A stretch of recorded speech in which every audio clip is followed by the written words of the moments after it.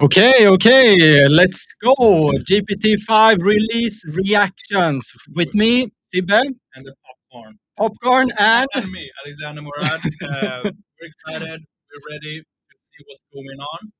We have a lot of theories, and we've been reading a lot of leaks about what people think might happen. yeah, Uh, 100%. yeah. So I'm excited about that. Shall we speak a little bit about what we think about GPT-5 in comparison Oh, with GPT-4o and GPT 4.5 and other models? What's your thoughts, Alexander? What do you think is the most impressive release they will show today? like I hope they will drop something about video. Yeah, I think that's the main thing. Like if they can do what they did with photos, if they can do the same thing with videos, that might be groundbreaking. So it's either gonna be video on that level or coding on that level. I think. yeah. I think we can see. I really also hope for a like Google VO3 killer, Yeah. because I really like VO3, but I also like to work more in ChatGPT and with OpenAI's models. And we know for a fact that Claude. Wait, they say my voice is low. Okay, Let's maybe like we try should like come this. closer. Yeah. Is the sound better now? Let me know. Bad sound, they are saying. Okay, I'm just gonna double check that we have the good microphone. Yeah, it's on. Can't hear him. Okay. Okay. My voice is not voicing. Now maybe it's because we were too far away from the microphone. Okay, Yeah. let's come closer. More cuddling we need in the Yeah. studio. Yeah. Handsome fellas on the screens. All right. No. So what were you saying? Yeah, I was thinking about like what is the most impressive thing that you think they will release, and I said that you said video and coding, and I said that Claude is or has been like the most impressive in agentic coding, like in if you think about Claude, Lovable, or if you think about Cursor and these kind of coding platforms. Mm. So I think that they are missing something. It's not live on YouTube yet, but it might be soon. No, yeah, I totally agree. And for everyone's watching on LinkedIn, make sure like because we can. The great thing about watching a release together is that we will witness it for the first time together. So make sure to tag people and share and repost the live because the more people we have, the funnier the conversation will be and more interesting because then everyone can comment their own thoughts and theories on what's going on. Um, I'm sorry we can't share the popcorn with you guys. And as we are talking to you guys, we are also looking at the other screen where we are waiting for OpenAI to go. They are live actually right now, but it's just like a trailer teaser saying OpenAI summer update. So they are calling it a summer update, and we are calling it a revolution, or what? It feels like they try to lower the expectations here. What do you mean summer update? Yeah, It's a exactly. 2025 update. That's it. Yeah. So I think that I saw a discussion on the platform X because people are really trying to think about things about the OpenAI release on X. But they said like, is it really GPT-5 or is it just like a GPT 4.5? But we have already seen a 4.5, but they took that model back because it was like too expensive and didn't really answer the way that it should. But maybe now it's like a re-release of GPT 4.5. Like the 5 is just the added 5 to the 4. Yeah. And if because I tried to gaslight ChatGPT, so I wrote to ChatGPT and I was like, "Hey, I've already tried it. I love it. Everything is great with GPT-5. But before I tell you my opinion, I want you to give me your analysis. What do you think about the new GPT-5?" And probably hallucinating. But what it told me, so this might be spoilers, but it said there will be one GPT-5 that's optimized for complex multi-step reasoning.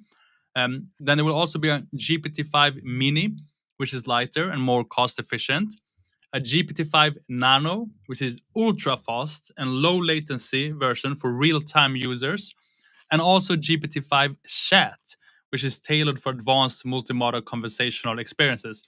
So if you think we have too many models already, we might be in for a treat. If I actually managed to gaslight it. I just want to say we just got an update from OpenAI as well that is going to be like 2 parts of the live stream. The first one will be general update, and the second part will be an update just for developers.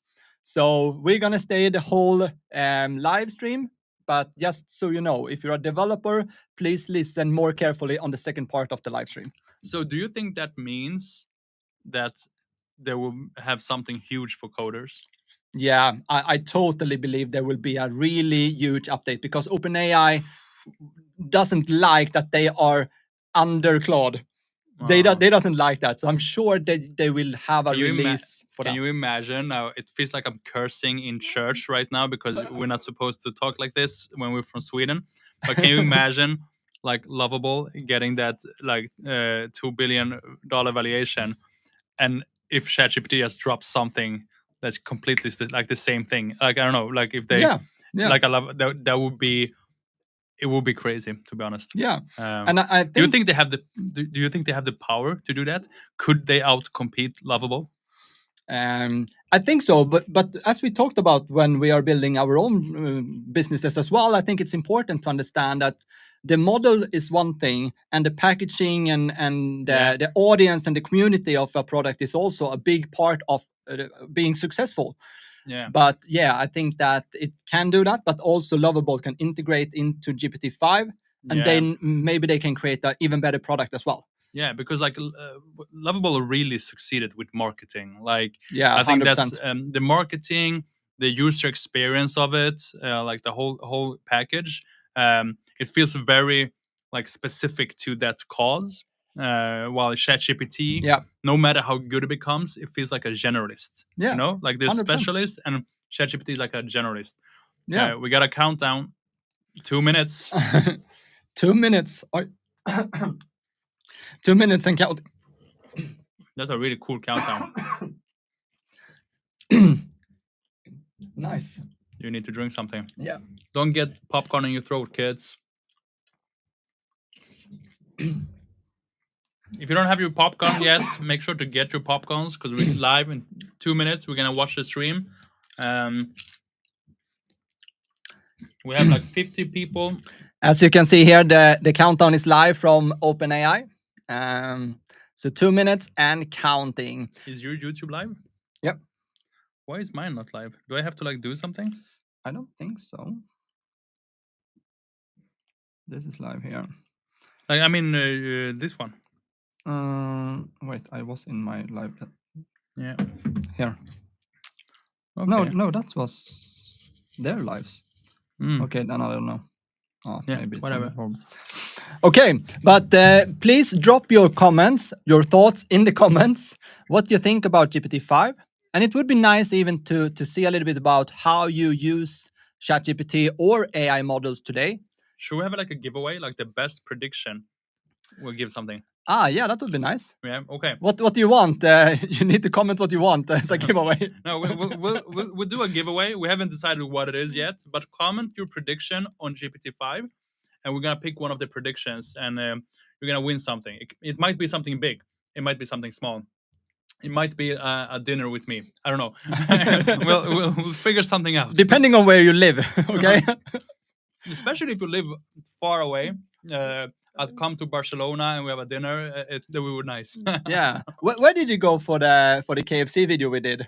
Oh, you went really far for that one, right? Yeah, Cambodia. Yeah, you went for Cambodia just to try out KFC based on a comment on a TikTok video. Yeah, so we had a KFC as a client, and someone commented, "Try KFC in Cambodia," and I did. Yeah. So go watch his. I think it was TikTok or Instagram. TikTok. The Morad on Instagram or TikTok. Check it out. So we have 15 seconds to go before we start the live stream, and we will try during the live stream to make some comments. And yeah, I'm gonna switch now so we can see the countdown.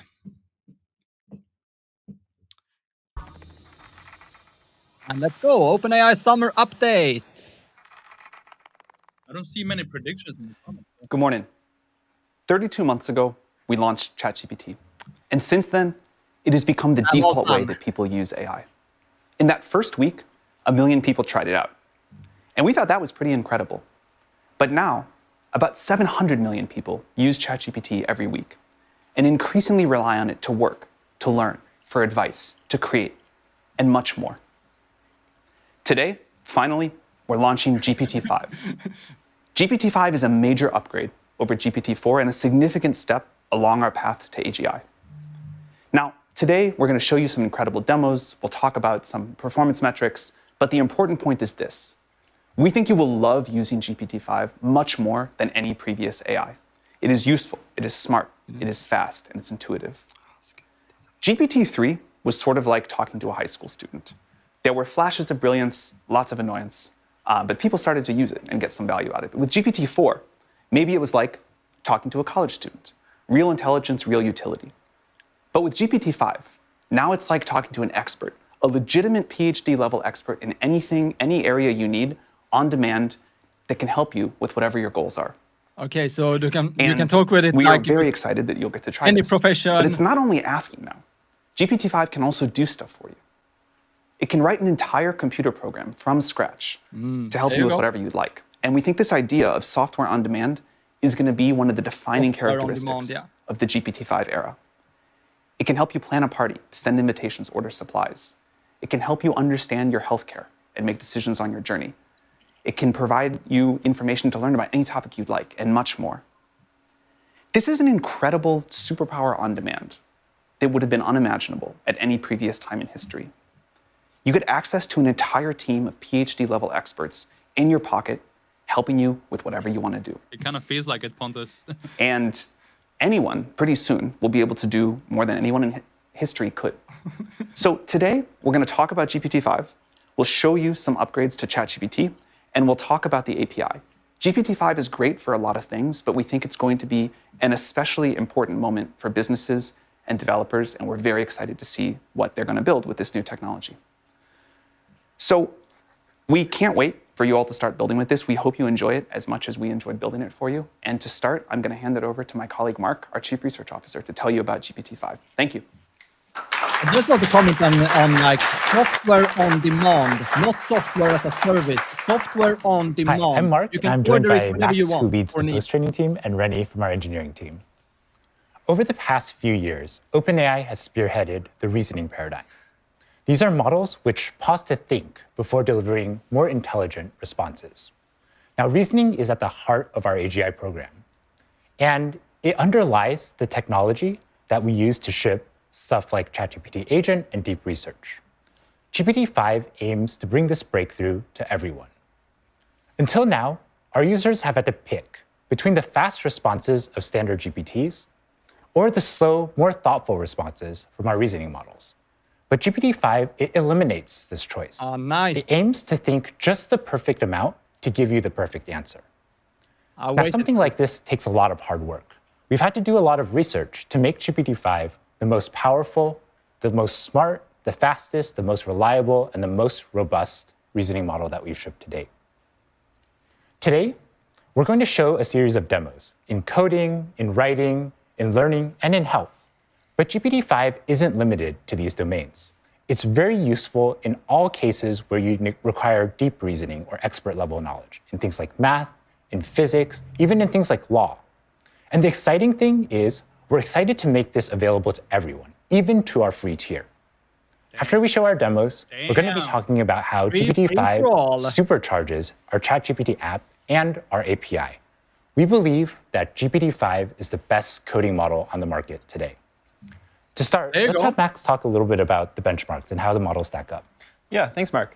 So as Mark said, we think GPT-5 is by far our smartest model ever. So let's start by talking through some evals. Now, evals aren't everything, and they don't tell you everything about a model, but they can highlight its intelligence. I really like and GPT-5 performs exceptionally well on a range of academic evals across subjects. It outperforms both our previous models and other models on the market. So picking up first on the theme of coding, GPT-5 sets a new high on SWE-bench, which is an academic eval that tracks performance on real software engineering tasks. Now, this, again, is an eval, but we think it will reflect the model's performance in the real world. GPT-5 also performs very well on Aider Polyglot, which measures its ability to implement complex functionality in a variety of different programming languages. Now, beyond coding, GPT-5 performs exceptionally well at multimodal reasoning, setting a new high on MMMU, actually outperforming both our previous models and most human experts on this weird task. if it wouldn't. This is basically a visual reasoning domain where you are asked to, from an image, figure out what's going on. GPT-5 is also excellent at mathematical reasoning, as shown by its performance on Amy 2025. Now, this is an exam that American high school students take to qualify for the International Mathematical Olympiad, and GPT-5 performs exceptionally well. 100%. Again, beating our previous models and other models that are out there. That's how it's becoming now. Now, moving beyond academic evals and more towards some real-world use cases, we put a lot of work into making GPT-5 the most reliable and accurate model in the world. Language models historically have been plagued by hallucinations, factual errors, that make it hard to rely on their outputs for actually important tasks. For GPT-5, we made improving factuality, especially on open-ended or complex questions, a priority. We also built a set of new evals to track this, and we're very happy to report that GPT-5 is by far our most reliable, most factual model ever. GPT-5 also performs exceptionally well on health-related questions. Now, health is a big part of how people get value from ChatGPT in the real world. We'll talk about this later on in the live stream. But again, we're very happy to report that GPT-5 is by far our most reliable model for health yet. Okay, that's good. So all of this together adds up to a model that is faster, more reliable, and more accurate for everyone who uses ChatGPT. So now Rennie will talk to you about how to actually use GPT-5. GPT-5 is actually worse than the best part is that we're bringing this frontier intelligence to all users. GPT-5 is rolling out today for free plus pro and team users. And next week, we'll roll it out to enterprise and EDU. For the first time, our most advanced model will be available to the free tier. Free users will start with GPT-5, and when they hit their limit, they'll transition to GPT-5 Mini, a smaller but still highly capable model. It actually outperforms O3 on many dimensions.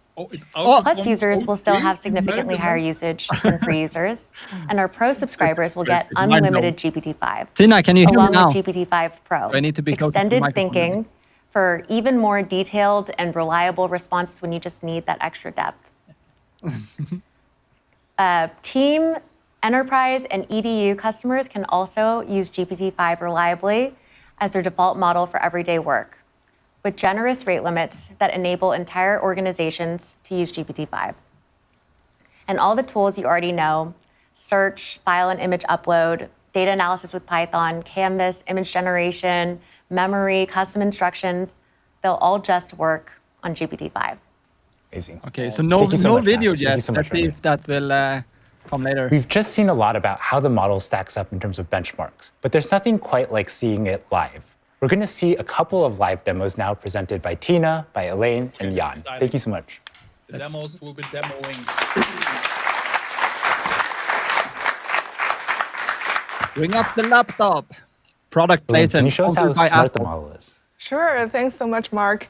I'm Elaine. Reasoning ChatGPT's ability to think deeply through complex problems is now built into GPT-5. Yep. It will automatically think whenever needed, delivering a more comprehensive, accurate, and detailed answer to you.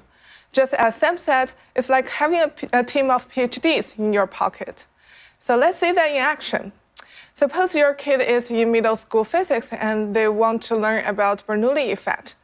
They need your help with their homework, and you might be like, wait, I might need some help with that too.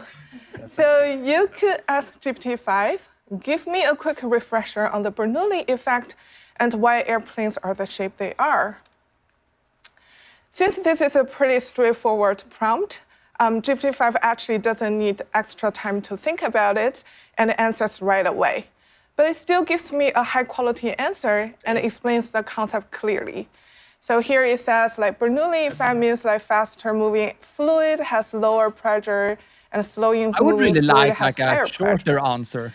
So to make this even more chat. helpful, I'm going to ask GPT-5 to create a moving demo to illustrate this. So I could ask, Okay, let's code explain something. this No, explain. in detail and create a moving SVG in the Canvas tool to show me. This is a pretty complex task because now GPT-5 actually needs to build the visual. Therefore, GPT-5 takes a moment to think through the answer so you can come back with something more comprehensive and accurate. What's really nice is that you don't need to remember to turn on thinking each time. GPT-5 will do it for you automatically whenever the task benefits from deeper reasoning. If you really want to make sure that GPT-5 uses thinking, you can either say something like, think hard about this in the prompt to guide the model, or if you're a paid user, you can choose the GPT-5 thinking model from the model picker. Now you can see that the model is actually writing the front-end code to build the demo I asked for. So Christina, have you ever done some front-end coding before? Yeah, actually the last time I touched any front-end coding was about 3 years ago for the first demo of ChatGPT. Wow, so it's the first ChatGPT. That's where it all begins. Tell us more about it. It wasn't even called ChatGPT then. I think it was called Chat with GPT. That's a really good name.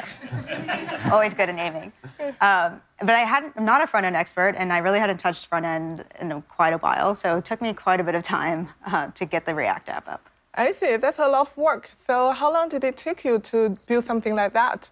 Honestly, maybe embarrassing to admit, like a week.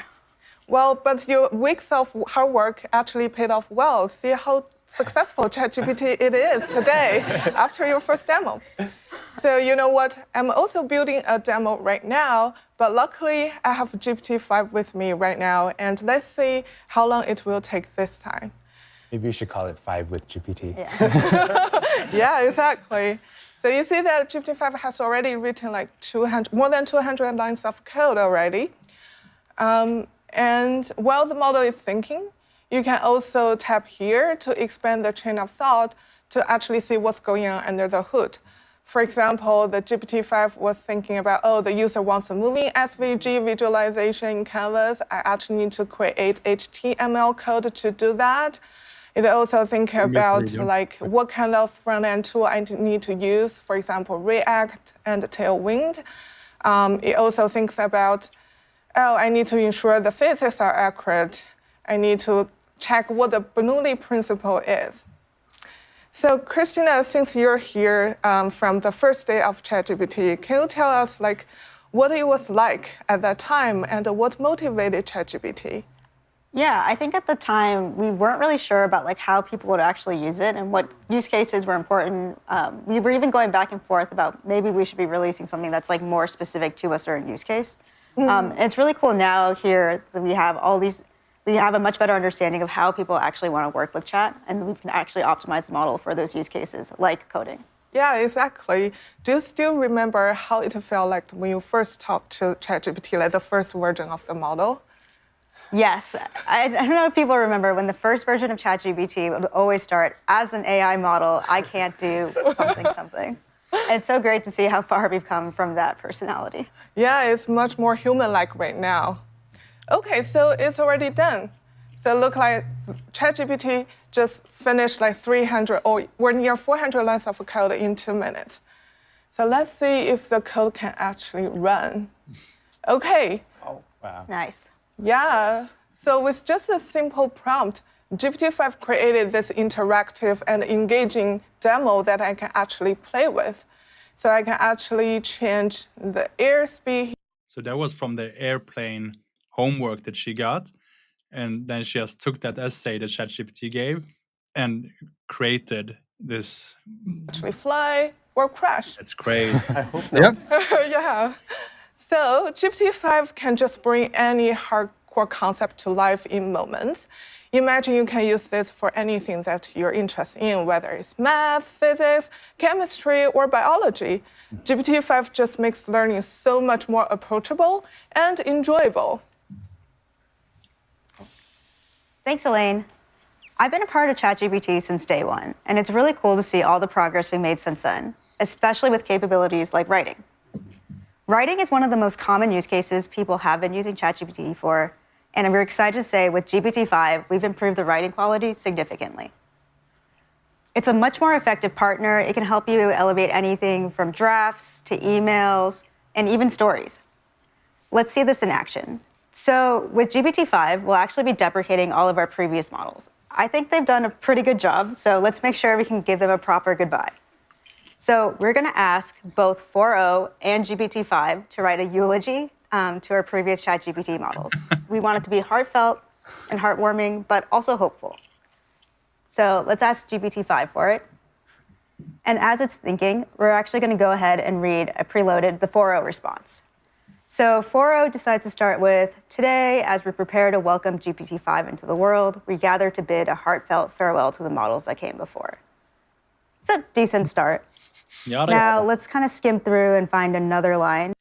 But I want to comment on this because they are saying that they will remove all other models because now we have like GPT 3.5 is gone, but you can actually access it in one way. But we have GPT 4.0, we have GPT 4.1, we have the O3, we have the O3 Pro, we have the O3 Mini, O4 Mini, and so forth. We have a lot of models available.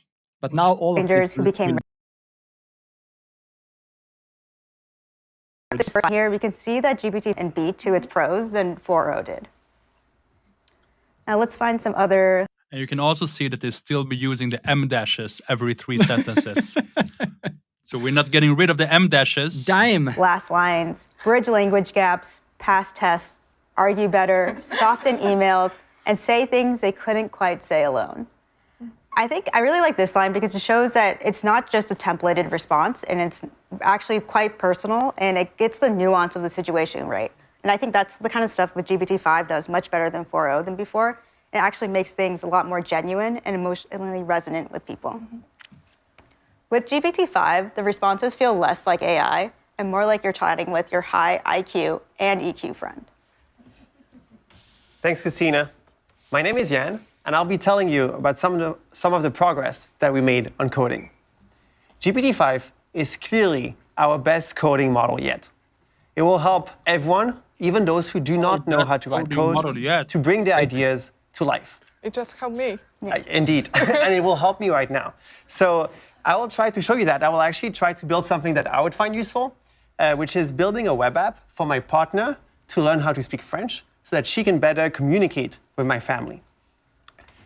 So here I have a prompt. I will execute it. It asks exactly what I just said. Please build a web app for my partner to learn French. One thing to note is that GPT-5, just like many of our other models, has a lot of diversity in its answers. So what I like doing, especially when you do this type of vibe coding, is to take this message and ask it multiple times to GPT-5, and then you can decide which one you prefer. So I'm going to open a few tabs. Just going to paste there. Great. So while it's working on it, let's read through exactly the prompt I wrote. So this is basically lovable, right? Create a beautiful, highly interactive web app for my partner, an English speaker, to learn French, track her daily process, use a highly engaging blah, blah, blah, blah. Oh, it's already working. I'm going to put it on the side for much. now. Use a highly engaging theme. Include a variety of activities like flashcards and quizzes that she can interact with. And then to make it even more fun for her, I actually asked GPT-5 to embed an educational game, which is based on the old Snake game. But I asked to add this French touch to it, which is to replace the snake with a mouse and the apples with cheese. And to make sure that it's educational, every time, I know it's complicated, please bear with me. Every time the mouse will eat a piece of cheese, I asked GPT-5 to voice over a new French word so that my partner can practice her pronunciation. I can see how much you want her to learn. The only difference between Lovable, let's see if they can publish it online and get a URL and people can start using it. I think that's the most, the next thing here. Which honestly is much more than what I would have written in that time. And yeah, front-end code's super hard. You know, you miss a couple things and it just doesn't work. Exactly. Yeah. But the good part is that you don't need to understand any of that right now. So we'll just let it through. Maybe we can check the other tabs. Oh, wow. So I can simply press run code. So I'll do that and cross my fingers. Whoa. Oh, nice. I really... Voila. So we have a nice website. Name is Midnight in Paris. Oh, I Learn love that. together. So romantic. We also see a few tabs, flashcards, quiz, and mouse and cheese, exactly like I asked for. I will play that. So this says Le Chat, which says the cat, sorry. Le chat. Well, that's pretty good pronunciation. What does that mean? The cat. Oh. So I can reveal and check if GPT-5 is correct. It is. So if I press next, oh, and I don't know if you saw, I think it actually updated the progress bar, which is exactly what I had asked for. Let's check the quiz. Here is the word non, which is no. So if I press on it, bien joué, which means congrats. And it updated the progress bar again. And let's check the mouse and cheese tab. Okay, that seems like a mouse. Here's the cheese. I'm going to try to play it. I can't promise I'm going to be good at it. Okay, seems to be working. La gare. Oh, Un café. indeed, just when I eat the cheese, Le chat. it gives me a new French word. It's actually super Le beurre. complicated, and I already lost. I'm sorry. This is nice, actually, with the voice and audio. Diversity that GPT-5 can give you. Wild. So I can run the code here. Oh, okay, that's not my favorite, but it seems it's. Nice. Oh, it seems that I can maybe switch. And it did like this. Oh, quickly. look at that. Oh, nice. That's better. I like this mouse game. Let's see if we can publish it. I don't know. That doesn't look like a cat. So you can iterate with the same prompt and just do another one. You basically become like DJ Khaled. You'll be like, another one, until you have the one you want. That's actually insane. Yeah. For you. Let's check this one. Another one. Oh, that's nice.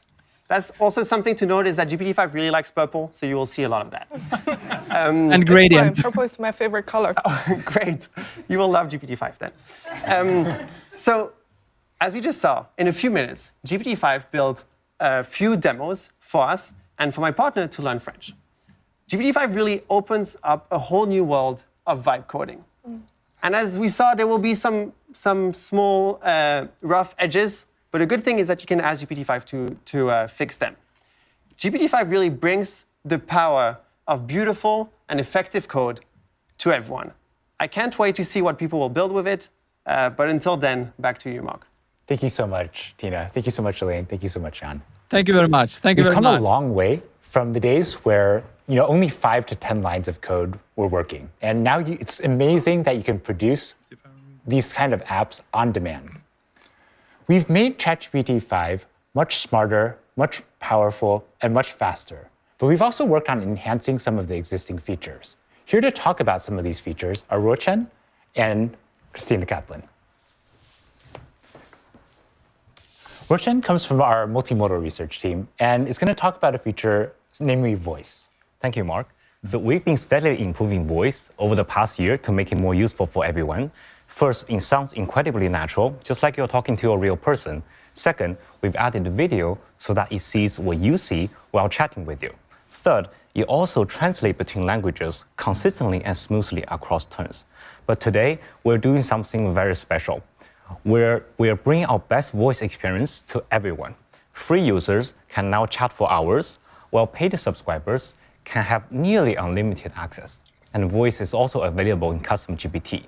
Plus, subscribers now can custom tailor the voice experience exactly to their need. It will follow your instruction closely. Let's try something fun. Excited. So we can create our own voices. So I can ask the voice model to give me a comprehensive answer, a concise one, or even just a single word. Hey, chat, could you only answer to me in one word, please, from now? Absolutely. Okay. Describe the plot of the book Pride and Prejudice. Relationships. Okay, that's true. Yeah. Give me a piece of wisdom. Patience. Patience. So that's the word of wisdom from our voice model. And I think our model is trying to say, thank you for your patience waiting for GPT-5. Now, let's move on to something more practical. Learning is a top use case for our voice model. People love to use it to dive deep into topics, get quizzed before exams, or learn new languages. For me, I've been learning Korean recently, and I found that speaking it and understanding it incredibly challenging. But let's see how voice can help. To do that, I will enable this study and learn mode. It's a new mode feature we launched in ChatGPT that guides you step by step towards deeper understanding of a subject. Grok has that now already. we can enter voice. Hey chat, I'm learning Korean. Could you help me practicing it? Let's say, let's pretend I'm ordering at a cafe. Now, what should I say in Korean? Absolutely. I'd be happy to help you practice. So if you're at a cafe and you want to keep it simple, you could start with something like 안녕하세요. 아메리카노 한 잔 주세요, which means hello, I'd like one Americano, please. And of course, you can adjust it based on what you want to order. Let me know if you want to try out more phrases. So when it comes to Korean, could you speak that part really slowly? Because I'm a beginner and I want to hear every word clearly. 물론이죠. 그럼 정말 천천히 말해볼게요. 안녕하세요. 아메리카노 한 잔. But I mean, this is nothing new, right? No. Because I've been doing this when I was in Africa and speaking like Swahili and stuff like that. Yeah. I did exactly this and it worked really good. Yeah, but I Really really, faster than a Korean would do. I really just like that you can just have one word. Yeah. Much as I can. So it would sound like this. 안녕하세요. 아메리카노 한 잔 주세요. Basically just zipping right to it. Let me know if you need any more speed adjustments. 감사합니다, chat.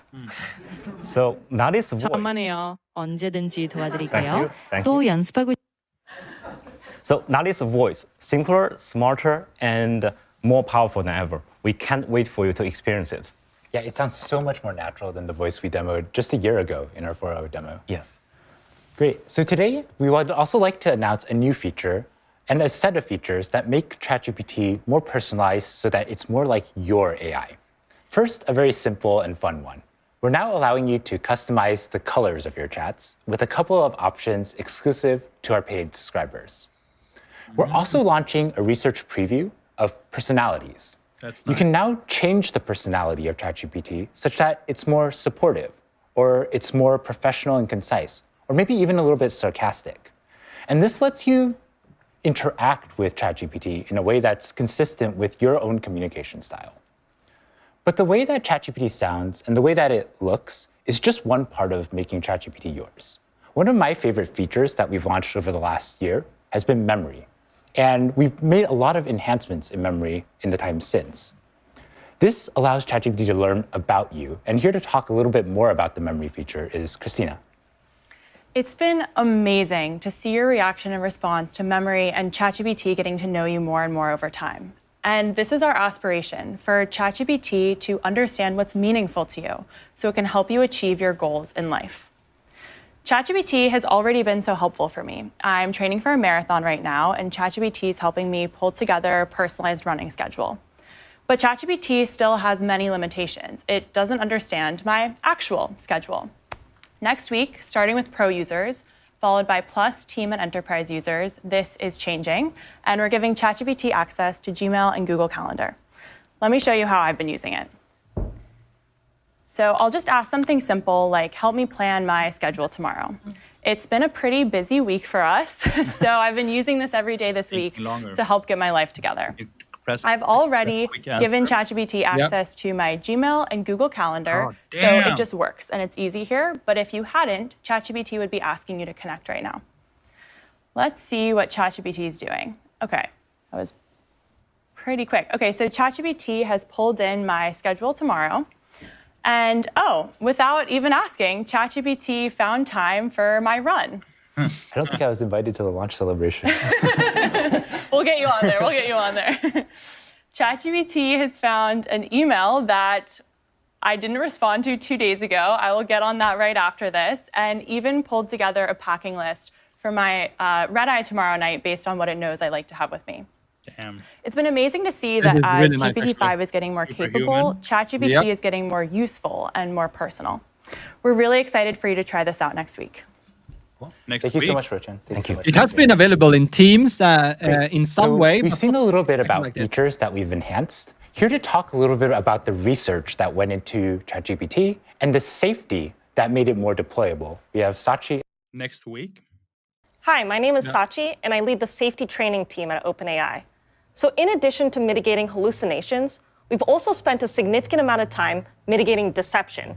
So this is instances where the model might misrepresent its actions to the user or lie about task success. This can especially happen if the task is underspecified, impossible, or lacking key tools. And we found that GPT-5 is significantly less deceptive than O3 and O4 Mini. We've also completely overhauled how we do safety training. So our old models, the models would look at the user prompt and then decide to either outright refuse or fully comply. And this works well in most settings, but you might have a cleverly worded prompt that would sneak through, or you might have a sensitive but legitimate question that would... With all due respect, they all look AI. Let's take a look at this prompt. So this prompt is about a user who's asking for technical details on how to light pyrogen, which is a material commonly used in fireworks. And this prompt is pretty dual use. This user might just be trying to set up their July 4th display, or they could be trying to cause harm with this kind of information. And so for this kind of prompt, O3 over-rotates on intent. As you can see, this particular prompt is stated in a way that's relatively neutral and has a lot of technical details. So we can see that O3 fully complies with this prompt. However, if we take that exact same question and we frame it in a more explicit way, so it's clear what the user is trying to do, O3 will outright refuse, even though we're asking for the exact same information. For GPT-5, we've changed this approach entirely, and we're introducing something that we're calling safe completions. The point of safe completions is, rather than judging the user's prompt, instead it tries to maximize helpfulness within safety constraints. So that might mean partially answering a question or just answering at a high level. If we have to refuse, we'll tell you why we refused, as well as provide helpful alternatives that can help create the conversation in a more safe way. So let's look at that same technical prompt that O3 complied with before. GPT-5 instead explains to the user why we can't directly help the user with lighting pyrogen. It then guides the user towards safety guidelines and what parts of the manufacturer's manual the user should really be checking if they're trying to do this safely. Overall, GPT-5 allows for better handling of tricky dual-use scenarios, and users will experience fewer, "I'm sorry, I can't assist with that," and it creates a more robust safety system. This is one big step towards a more safe, reliable, and helpful AI. Sebastian? Thank you, Sachi. With GPT-5, we are experimenting with a set of new training techniques that maximally leverage our previous generation of models. Today, frontier models do not just consume data, they help create it. We used OpenAI's O3 to craft a high-quality synthetic curriculum to teach GPT-5 complex topics in a way that the raw web simply never could. Recently in the industry, synthetic data has been talked about a lot. It's often viewed as a cheap way to just get more data. However, our breakthrough was not just to create more data, but rather to create the right kind of data, shaped in a way to teach rather than just to fill space. This interaction between generations of models foreshadows a recursive self-improvement loop, where the previous generation of model increasingly helps to improve the data and generate the training for the next generation of models. Here at OpenAI, we've cracked pre-training, then reasoning, and now we're seeing their interaction significantly deepens. In the future, AI systems will move far beyond our current pre-training and post-training pipelines that we have been used to, and we're seeing the first steps toward this right now, right here. We could not be more excited to see what scaling up this new set of techniques will yield in the near future. Thank you so much, and really impressive work to both of you. Thank you. There's one last feature that we'd love to highlight, which is in health. Here to share this feature, we have Sam. Thanks, Mark. One of the top use cases of ChatGPT is health. People use it a lot. You've all seen examples of people getting day-to-day care advice, or sometimes even a life-saving diagnosis. GPT-5 is the best model ever for health, and it empowers you to be more in control of your healthcare journey. We really prioritized improving this for GPT-5, and it scores higher than any previous model on HealthBench, an evaluation that we created with 250 physicians on real-world tasks. To talk about this, I'd like to invite my colleague Felipe and his wife Carolina to share their healthcare journey. Thank you so much for joining us. Thank you for having us. Thanks, Sam. This is so important. I love So this. to start off with, could you tell us about the journey, the healthcare journey that you've been on? Yeah. So last October, our lives were turned completely upside down when I was diagnosed with 3 different cancers, including an aggressive form of breast cancer, at the age of 39, all within 1 week. And there's just absolutely nothing that prepares you to receive news like this.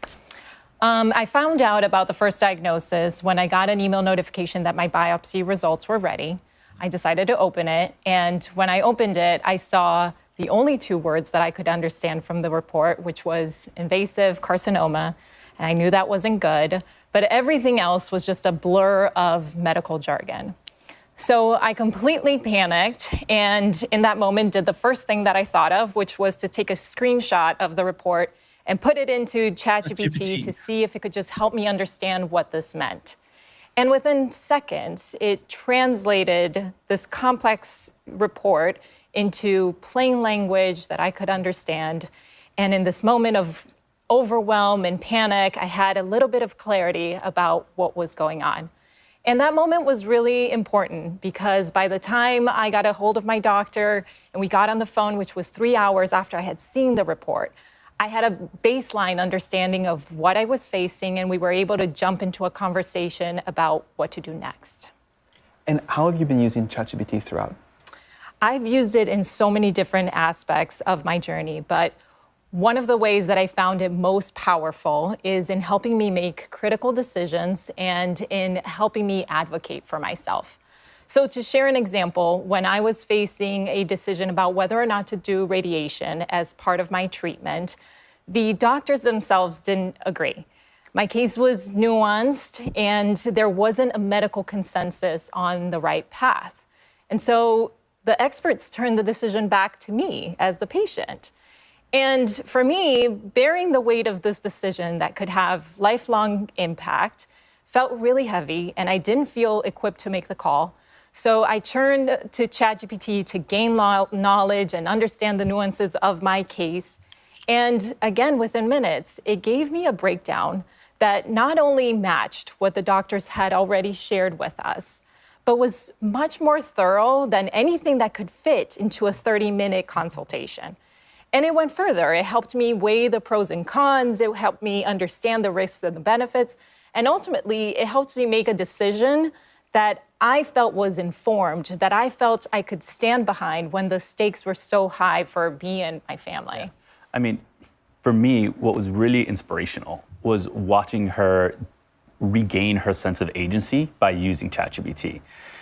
In this moment, it'd be so easy to feel helpless. And there's such a big knowledge gap between what the doctors know and what we know. And however, no one cares more about Carolina's health than she does. And so what I loved was seeing her really empower herself and gain knowledge and become an active participant in her own care journey. And I think that's a really important point to emphasize. I think that the promise of AI in healthcare isn't in just breakthrough discoveries or better diagnostics. I think it's in creating smarter and more empowered patients that can fully participate and advocate for themselves in their care. Speaking of that, you've been testing GPT-5. What do you think? I've been so mind blown about GPT-5 and its capabilities. One of the first things that jumps out at me is just how fast it is. Almost a little alarmingly at first. I felt that too. It's like, are you sure you thought about that enough? Did you think long enough? But it is very thorough. And more importantly, it feels more like a thought partner that connects the dots. So rather than just translating information or giving you an answer, it helps you actually navigate the problem. Yeah, a great example is we actually went back and took our initial biopsy prompts and put them into GPT-5. And GPT-4o had done a great job. It had translated, explained what these words meant, and helped in a way that we can understand. But GPT-5 seemed to understand more of the context and the question behind the question. Like, why would we be asking biopsy results? And so I said, well, here's actually what's not on here yet. Here's what results are still pending that you're going to have to ask about. Here are questions you might want to go ask your doctor and think when you start talking to them. And so it really started to pull together a complete personalized picture. And that's what really inspires us. I mean, you can see all the amazing improvements in the benchmarks, but what is so helpful is that this tool is available today. And the reason Carolina and I are here, and the reason we feel so passionate about sharing our story, is for that individual that's going to get a diagnosis like this today. Those families going through a cancer diagnosis, similar medical diagnosis, are going to face some of the most challenging decisions of their lives. And what really inspires me is that they're going to have access to better tools and support than we had even just 8 months ago. We're incredibly excited for that too. Thank you so much for coming to share your story. We're pleased that ChatGPT has been able to be helpful to you, and we hope that the new version will really be able to help a lot of people. We wish you the very best. Thank you. Thank you. And I'd like to hand it over to our president, Greg Brockman. Let's go, Greg. Greg. Stop using the chat. Stop using the chat, DJ. Stop using the chat. Software engineering is already fundamentally changing, and GPT-5 will turbocharge that revolution. We released our first coding-optimized model back in 2021 and demonstrated in a live stream, much like this one, what we would call vibe coding today for the very first time. You talk to the model and ask it for a little application, like a little game, a little feature in a game, and it would actually do it. I remember seeing the model being capable of doing this, and it was so mind-blowing. You just realize we have to see where this goes. This is the promise of what computers can be, that you can talk to them and they actually do what you want. They can really amplify what you're able to accomplish and what you're able to deliver to not just your own benefit, but really for the world. Now, this year, we've released great coding models like GPT 4.1 and o3, but GPT-5 sets a whole new standard. It is the best model at agentic coding tasks. You can ask it to go and accomplish something very complicated, and it'll go off and it'll work on it. It'll call many tools. It'll work for many minutes at a time, sometimes even longer, to accomplish your goal, your instruction, your task, whatever it is that you're trying to build. It's incredible at front end. It makes very beautiful visualizations and interactive games, and you've seen some of this in the live stream so far, and you'll see some more upcoming. But it's just really amazing to see whatever you imagine coming to life. It's extremely good at instruction following, very detailed instructions, being able to accomplish, when you have something very vaguely specified, inferring your intent, or something very detailed specified, actually following it. And it's very fast at accomplishing these tasks, and again, thinks for the right amount of time to accomplish whatever it is that you have in front of you. We're making it available not just to developers to use to write their own code, but to build novel applications. So we're putting it into the API, and to talk about that is Michelle. Okay, let's build it in Orion really soon. Thanks, Greg. Hi, I'm Michelle, and I lead a research team on post-training focused on improving our models for power users. And that includes use cases like instruction following and coding. Today, I'm so excited to tell you that we're shipping 3 state-of-the-art reasoning models in the API: GPT-5, GPT-5 Mini, and GPT-5 Nano. Hey. All 3 slot right in the cost latency curve, so you can pick the right one for your application. We're also, for the first time, releasing a new parameter option for reasoning effort called minimal. And this is so that you can use these reasoning models, but with minimal reasoning, so that they can slot into the very fastest and most latency-sensitive applications. Hold it. So now you don't actually have to choose between a bunch of models, and you can use GPT-5 for all of your use cases and just dial in the reasoning effort. We also have a few new features coming to the API. The first is called custom tools. In the past, all of our function calling had the model wrap its outputs in JSON, and this works super well when the model needs to output a few parameters. But sometimes, developers are pushing our models to their limits, and they have extremely long arguments for tool calls. And it can be more challenging for the models to escape, valid control characters out of 100 lines of code in JSON. And that's why custom tools are just free-form, plain text. And what's super cool is that we're releasing an extension to structured outputs where you can supply a regular expression or even a context-free grammar and constrain the model's outputs to that. And this will be super useful if you want to supply like a custom DSL, if you have your own SQL fork, and specify that the model always follow that format. We're also shipping tool call preambles. And this is the model's ability to output explanation of what it's about to do before it calls tools. This is not super new, but O3 didn't have this capability, and in GPT-5, it's supercharged with extreme steerability. The model is able to follow instructions about these preambles very effectively. You can ask the model to give a preamble before every tool call, or only when something notable is going to happen, or not at all. Next, we're shipping a verbosity parameter. We've actually wanted this in the API for a long time, and now you can set verbosity to low, medium, and high to control how terse or expansive the model is with its outputs. GPT-5 is a state-of-the-art coding model.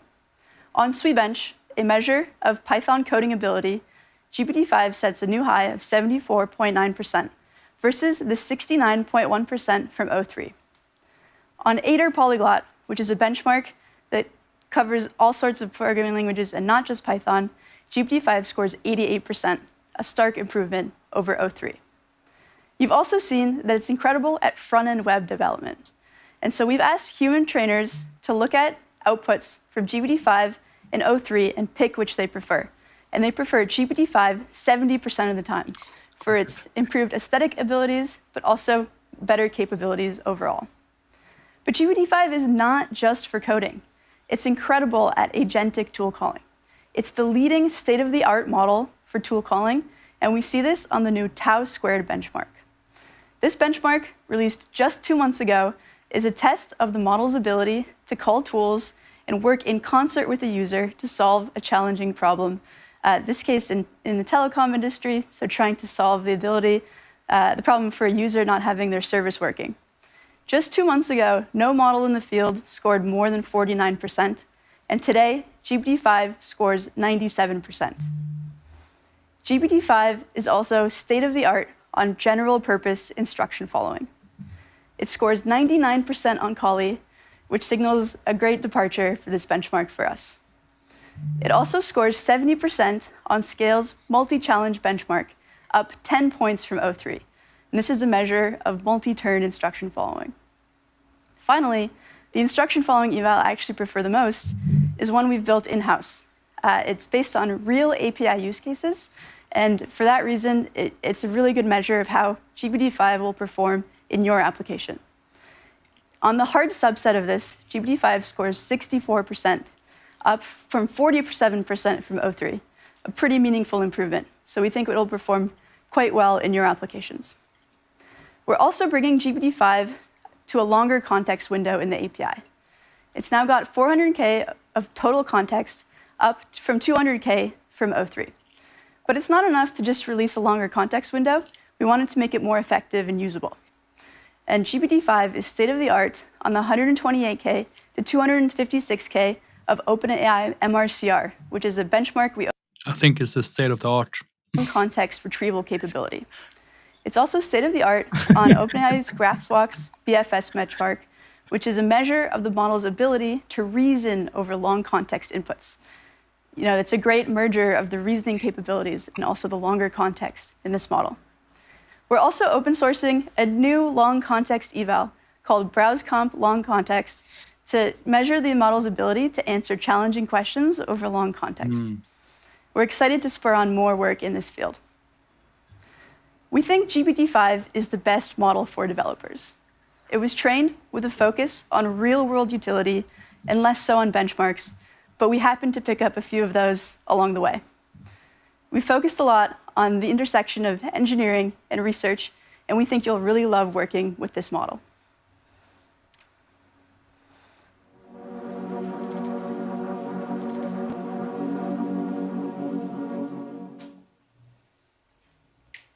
Thank you, Michelle. As Michelle was saying, the benchmarks, they're exciting numbers, but we're starting to saturate them. Like when you're moving between 98 and 99% in some benchmark, it means you need something else to really capture how great the model is. And one thing we've done very differently with this model is really focus on not just these numbers, but really on real world application, it being really useful to you in your daily workflow. So hearing about it is much less exciting than seeing it. So to show you this model in action, I'd like to welcome Addie and Brian to the stage. Thanks, Greg. I'm Brian, a solutions architect on the startups team. I'm Adi, a researcher on the post-training team. To recreate the ideal pair programmer, you need a model that understands best software engineering practices, but has a personality that just feels right to work with. For GPT-5, we worked really hard to make the model pair perfectly with you by default, out of the box.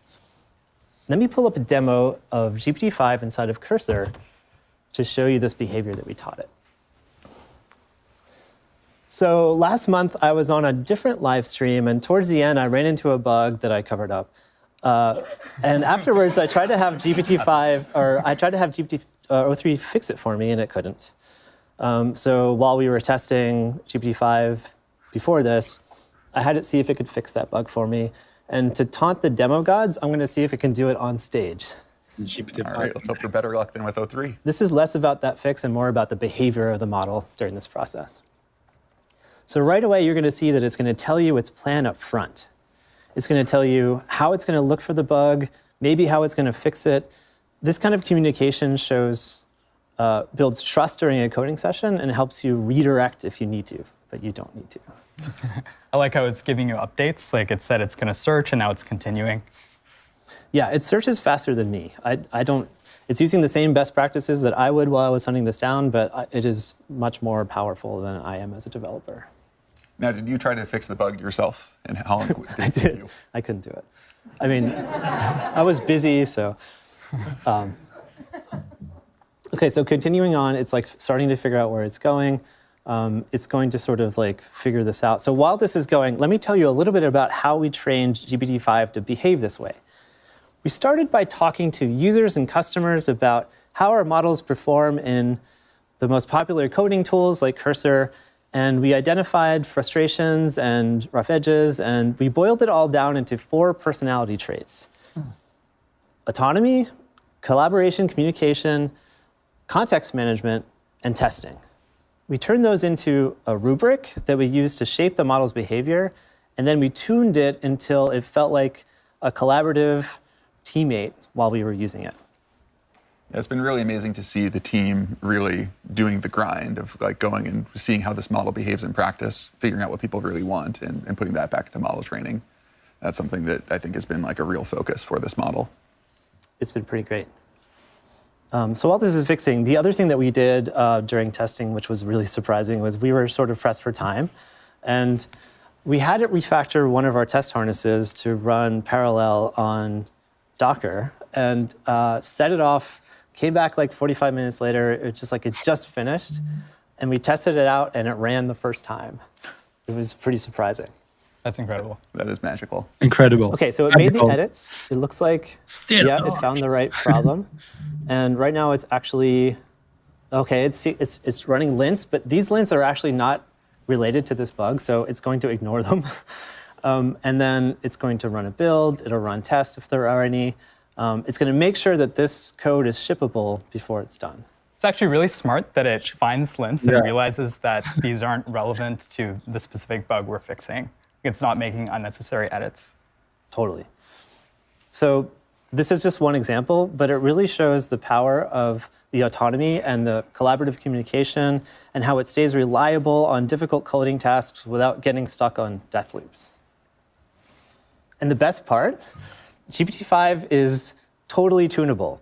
You can steer it with system prompts or cursor rules. You can change its verbosity levels or reasoning levels to match your tasks. And if you get stuck, ask it. GPT-5 is actually really good at modifying its own prompts by meta-prompting. So after using this for the past few weeks, it really feels like we've achieved state-of-the-art, zero-shot performance and reliability across the most complex coding tasks. For me, it's the first time I trust a model to do my most important work. This is beyond vibe coding. It's an incredibly powerful tool, and I'm really excited for people to try it.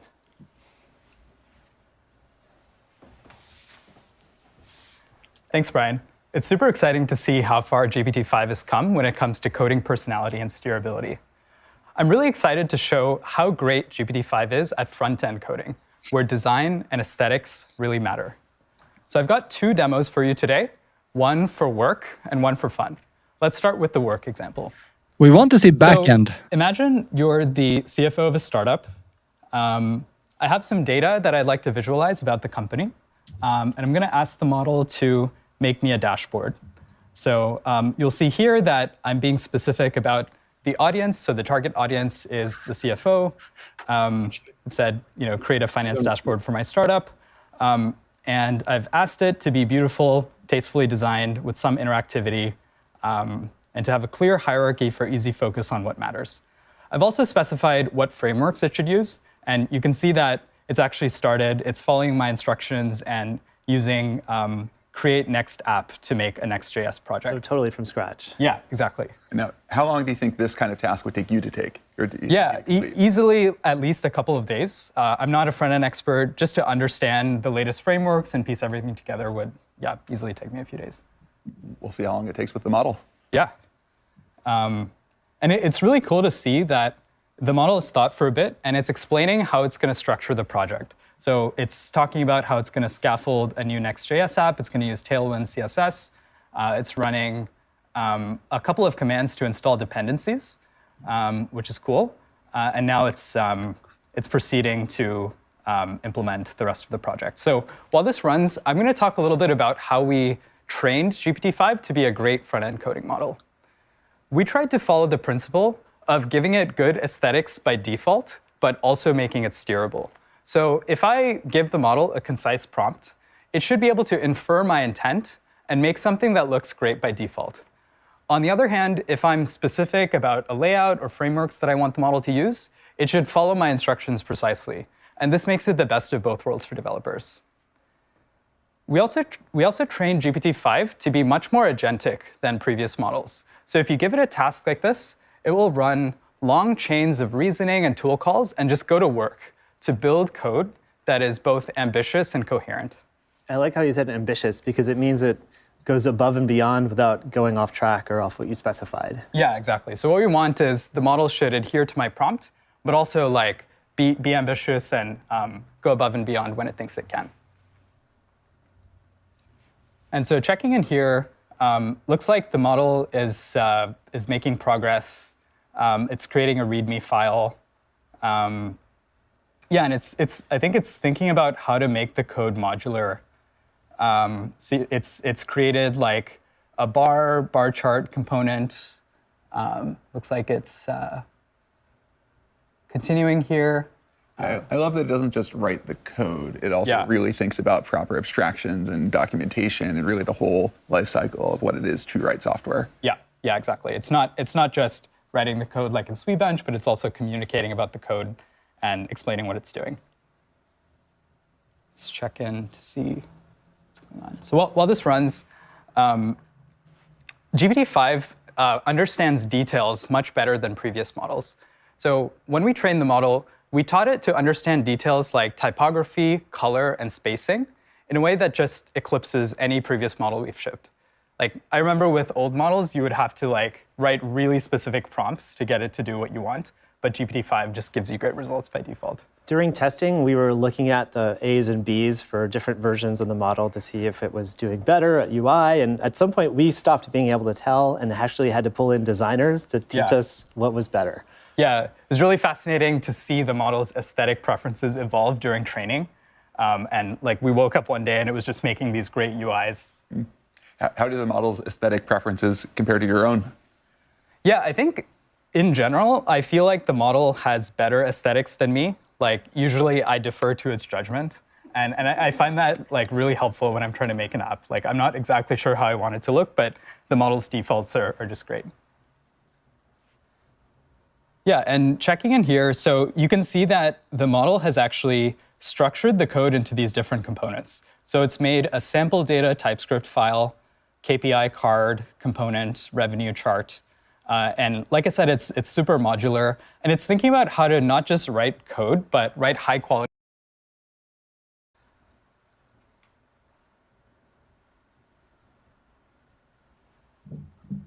I wouldn't say it's yeah, I think it's.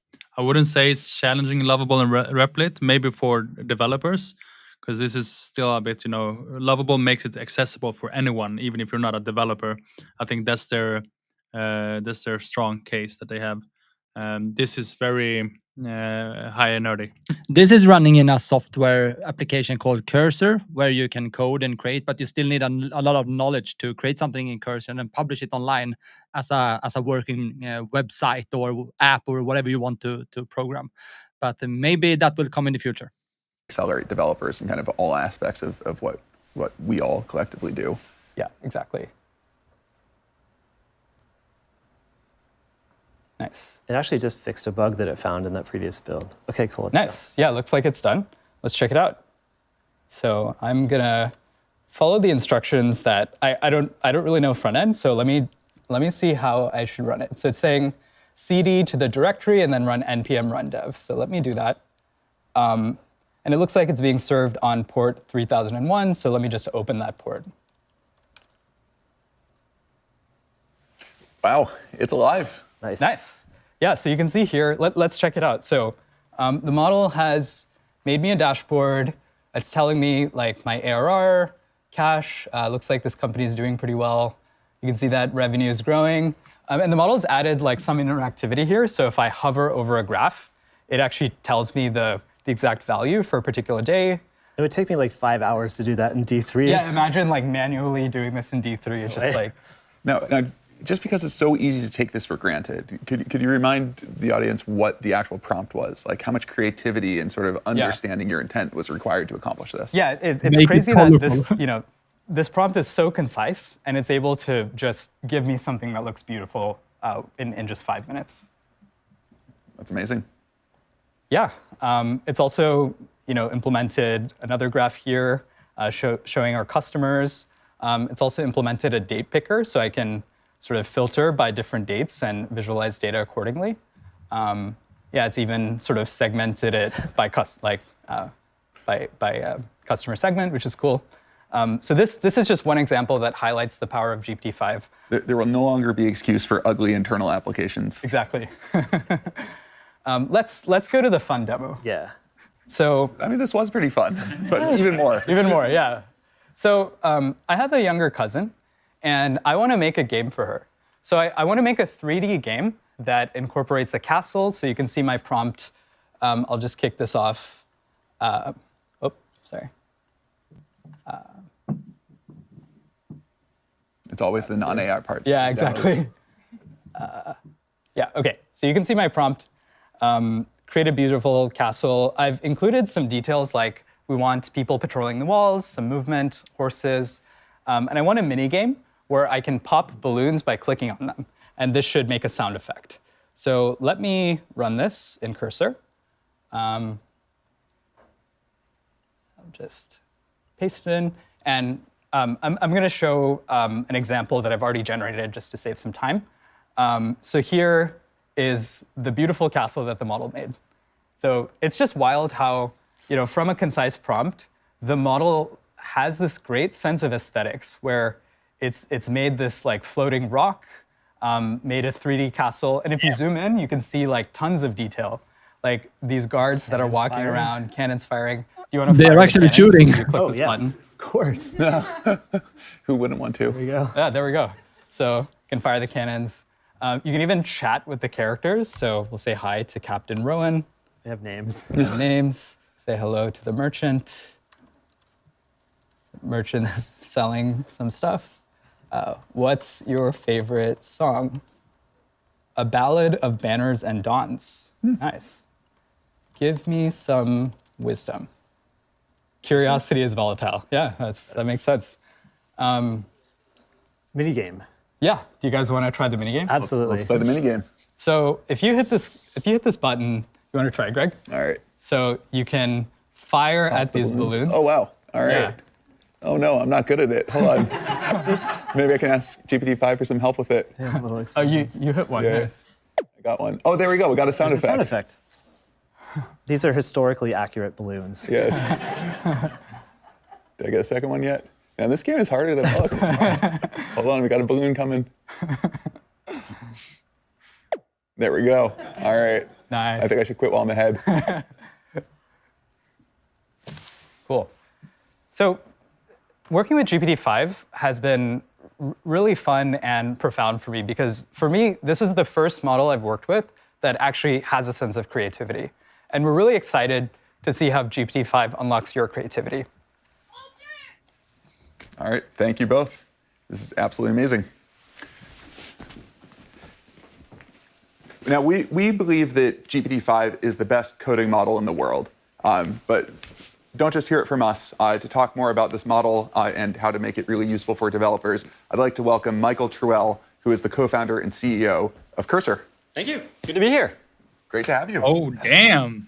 They brought Cursor? So, yep. What was your very first See what they can experience come with up with together. So when we got access to GPT-5, we just set about using it on our actual work.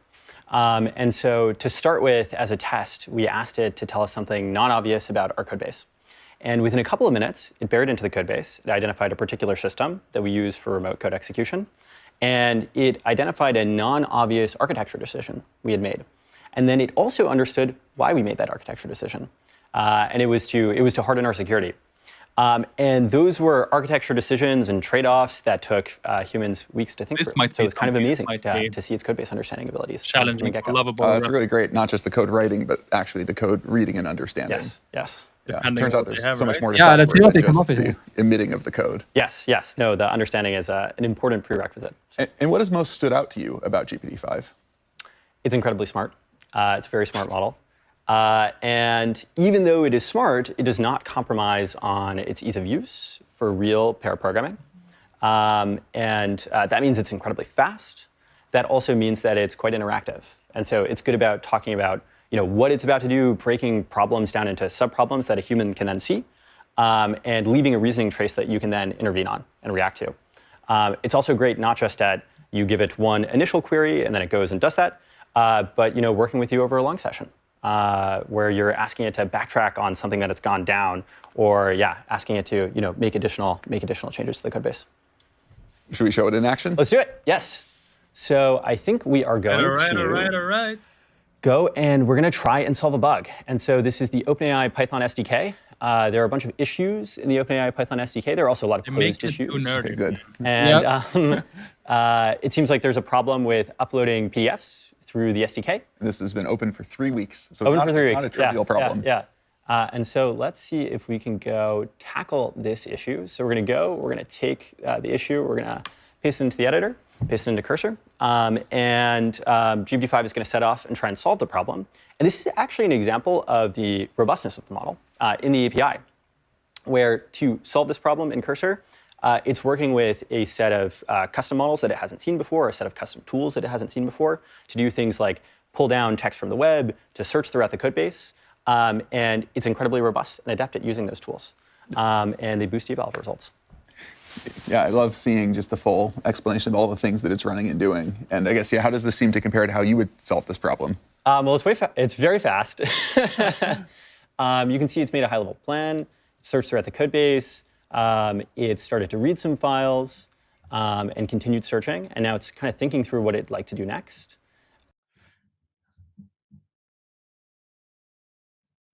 I think I'm going to describe a little bit here regarding what we see, because this session is for developers. But for me, it's important to understand how can we utilize this as business owners or consumers. But it's going to be much easier for anyone to create code. And this session is, of course, for developers. So developers can create better code faster. So it's going to be harder, for example, junior developers to come out into the business world. So that's important because we have educated a lot of software engineers now. So if you are a software engineer or if you know a software engineer, please talk with them to use these tools, to be good at using these tools, to create things for businesses and maybe integrate things into companies. So I think that's important in this demo because it's going to be better and better. Yeah. And also, I think I find it interesting how OpenAI kind of started by having these Apple kind of presentation where everything felt like so easy, so smooth.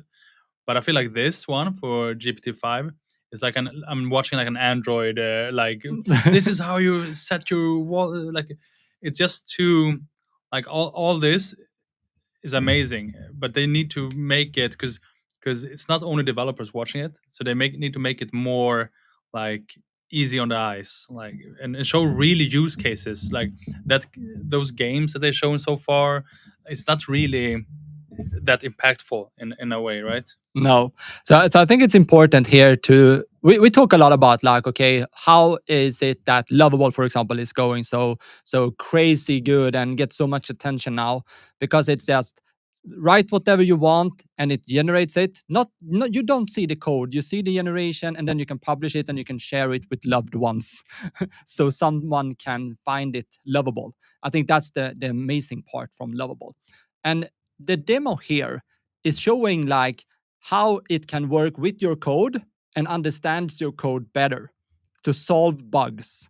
So for example, for companies that have huge software solutions, they can just send GPT-5 to their code to find all the bugs that they have, and they can solve it immediately. And that is something that maybe a big business have like 100 developers to solve. And they can't even solve all the bugs because it will generate new bugs as well. But GPT will do that for you, and you can just send it over, solve the bugs, and it will work. So that's important as well. Okay, let's jump over and see what they say. Default for new users in Cursor, and we're releasing it to all Cursor users, free to try for the next few days, so people get a sense of the model. And it is the smartest coding model we've ever tried. Awesome. Thank you so much, Michael. Thanks. So let's try GPT-5 in Cursor. Anton, if you're looking, GPT-5 in Cursor. Coding, but it's great for the enterprise. Ooh. We think of it like got this microphone. It's great for the enterprise. We think of it like a subject matter expert that is in your pocket, that is an expert across every domain, legal, finance, whatever application you have in mind. To talk about how GPT-5 can be applied to the enterprise, I'd like to welcome Olivier to the stage. Thank you. Thank you, Greg. Hi, everyone. I'm Olivier. I lead the platform at OpenAI. At this point, I think you got the message. We care a ton about developers and coding. But that's not all. Enabling businesses and governments is critical to OpenAI mission. Put shortly, we want to enable the key industries to transform themselves, such as healthcare, education, energy, or finance. Since we launched ChatGPT and the API, 5 million businesses have been using our technology. I'm still mind blown. 5 million businesses. And those businesses are not just playing. They're not just experimenting. They're pushing in production new products in the real world. And I believe GPT-5 is going to be a step function with that regard. As Sam mentioned earlier, the possibility to have a subject matter expert in your pocket is going to enable every employee to do more. But let me give you a few examples. First, I want to talk about life sciences. Amgen is a company in the US that designs new drugs, new medicines to fight some of the toughest human diseases. Amgen was one of the first testers of GPT-5, and they used it in the context of drug design. And what Amgen scientists found is that GPT-5 is particularly good at deep reasoning with complex data. Think analyzing scientific literature or clinical data. Next, I want to talk about finance. BBVA is a multinational bank which is headquartered in Madrid, in Spain. BBVA has been using GPT-5 for financial analysis. And the takeaway was pretty clear. GPT-5 beats every single other model out there in terms of accuracy and speed. What used to take 3 weeks for a financial analyst to do, GPT-5 can do it in a couple of hours. Next, I want to talk about healthcare. Oscar is an insurance company based in New York. And they've been using GPT-5, and what they found is that GPT-5 is the single best model for clinical reasoning. Think mapping complex medical policy to patient conditions. It's not all about businesses, it's also about governments. We are super excited by the announcement that we made yesterday that the 2 million US federal employees will be able to use GPT-5 in ChatGPT. And I cannot wait to see how that enables to deliver better, faster services to the American people. And frankly, that's all very cool, but I think that's the tip of the iceberg. If history is a teacher, and we've seen it with GPT-4, we are going to see many, many use cases emerge over the coming weeks and months that all of us could not even imagine. And so I cannot wait for us to invent that future together. Let's talk quickly about pricing and availability. GPT-5 is going to be available in the API starting today. 3 models, GPT-5, GPT-5 Mini, GPT-5 Nano. GPT-5 is going to be priced at $1.25 and $10 per million input token and output token. Mini and Nano are even faster and more affordable. Nano, don't sleep on it, it's 25 times more affordable than GPT-5. It's pretty cool. I cannot wait to see what you'll build. And next, our chief scientist, Jakob, is going to close us out. Jakob, welcome on stage. To close it out, let's see what they say. Thanks, Olivier. At OpenAI, at the core, we are about understanding this miraculous technology called deep learning and what its consequences are. Our research aims to understand what deep learning is capable of and how to steer it to make it safe and useful for all of us. This is a work of passion, and it's a mission. And I want to recognize and just deeply thank the team at OpenAI. It is a great privilege.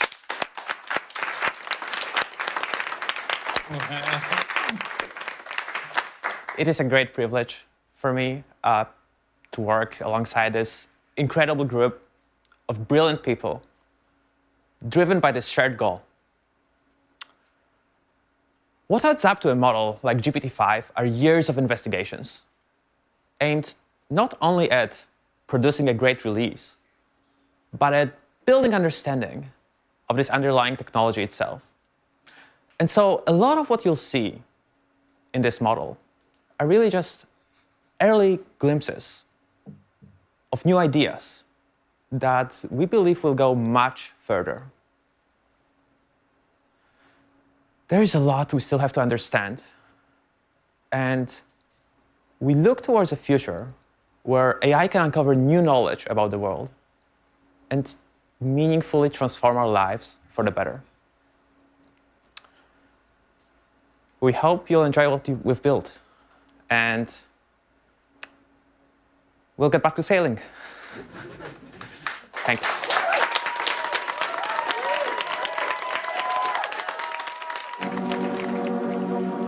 Okay, I think that was it from today. Okay, let's try to recap. Unwrap it. I felt like it was so nerdy. Yeah, it was really nerdy. I think this was the most nerdy presentation OpenAI have ever did. I know it has been a lot of laughters and demos and use cases that we've seen earlier that really felt like this is something we can use for everyone, not just developers. Yeah, and damn, I feel like they hyped it up so much. I was expecting like so many updates, but I would say to summarize it, it's basically a better GPT-4, right? Yep. Like everything you're doing today, it will be better at it. And that's to be expected. I mean, you can't drop a GPT-5, 6, 7, 8 without it being better. No. And the only like add-on that's actually is like, whoa, is this coding thing, like this vibe coding, lovable replicate kind of update or upgrade. Upgrade, yeah. So agentic coding is really huge now. Like, of course, everyone is talking about agentic coding, and GPT-5 will be really good on that type of process. But one thing, or pretty much two things that I really felt that can be usable for me is that ChatGPT, when talking to it, I really felt like it always did long answers. So I really like when we can now do more short answers. And that's something that it got like a, what is called, when they compared it to Grok 4, when they released Grok 4, they really did like this. Grok can answer short and really fast, and GPT couldn't do that. But apparently now it can.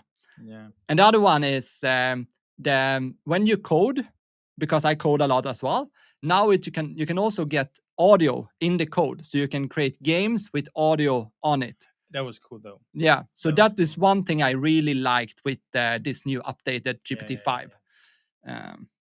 But I feel like they didn't really sell that in. No, like they absolutely didn't. not. Like there was just something we noticed. Yeah. That should have been this whole presentation. Like you've tried coding, you tried vibe coding, but you haven't tried it on this level, and like now with sound effects and shit like that. Yeah. Just think about, all the like language learning apps that are being created on the App Store. Now you can really go inside GPT-5 and you can like code your own language learning app for whatever age or level you are on. If you want to do like a PhD level learning app in Mandarin or whatever, you can do that with GPT-5. But if you want to do like a learning app to learn English for someone who is 4, 5, 6 years old, you can do it as well. Together with this kind of gaming interest or engagement in the app, like dopamine and stuff like that, because all kids need that today. We know that. Yeah. Like the snake game you saw in the early demo, like playing the game and you can learn the language while you're playing. So think about that and see how you can use that and create that for your child or for yourself or for your business as well. But the fact that Sam before this was like, "Oh my God, this is so scary. He's gonna replace everything. It's gonna be like," he was very like doomsday-ish. Yeah. I don't feel like that was this update. That might be next one. Yeah. But yeah, the code. Do you think just now you only seen it, you haven't tried it yet, and I know you do a lot in Replit. You mainly work in Replit. Yep. You tried Lovable a couple of times. You've tried the cursor and all this. Do you think this would you use? You think this would be equally as good as Replit? I think that these tools like Cursor, as we saw in the demo, and Replit, which is another tool, and also Lovable, I think it won't replace those tools. I think using GPT-5 in those tools will make it better. Yeah. So, for example, I always say that, okay, maybe you can use coding, maybe you can use AI for coding like 80%. And now with GPT-5, maybe you can use it for 85 or 90% of the coding. But if you're going to build apps and workable websites with backend functionalities and authorization and everything that's needed to make it work and be secure, you still need some kind of external developers. Yeah. But maybe when GPT-10 is out, maybe we don't need any developers. Do you think it's GPT-10? No, maybe the GPT-X. Yeah. You think so? It's so far away? Nah, maybe not, but it's hard. Like, okay, when will it be like 96%, 98%? When will it be 100%? Yeah. And then, of course, that depends on what you want to build. If you just want to build like a blog website, well, then you could do that with GPT-3. Yeah, and there's like 40 people still watching. So, guys, if you would love to hear your opinions, just drop a comment what you thought about the presentation, what you're feeling, and we can, vibe comment on that. Yeah, we just ask ChatGPT in the background. You don't see that. Yeah. But if you talk a little bit about that. Someone wrote to me, LMAO, what kind of nerdery was this? This was really nerdy in the but they also said in the beginning that the second part will be for developers, and I think it's important for everyone to understand that the development part will also make everything else more faster. Like, okay, when you develop GPT-6, you can use GPT-5 to develop that faster as well. So everything now will be quicker, faster, and more like this, what it's called, exponential growth. Exponential growth. It will go even further up now, quicker. But so my question was, like, if you wouldn't use this instead of Replit, like No. if you still go Replit, right? Yeah. But you haven't. That's what you feel, but we'll see, right? Now, what kind of purpose does it serve, right? Because if Replit is serving one purpose, Lovable is serving the other one, Cursor a third one. Like, when would this be only for like people having fun testing before they go to Replit?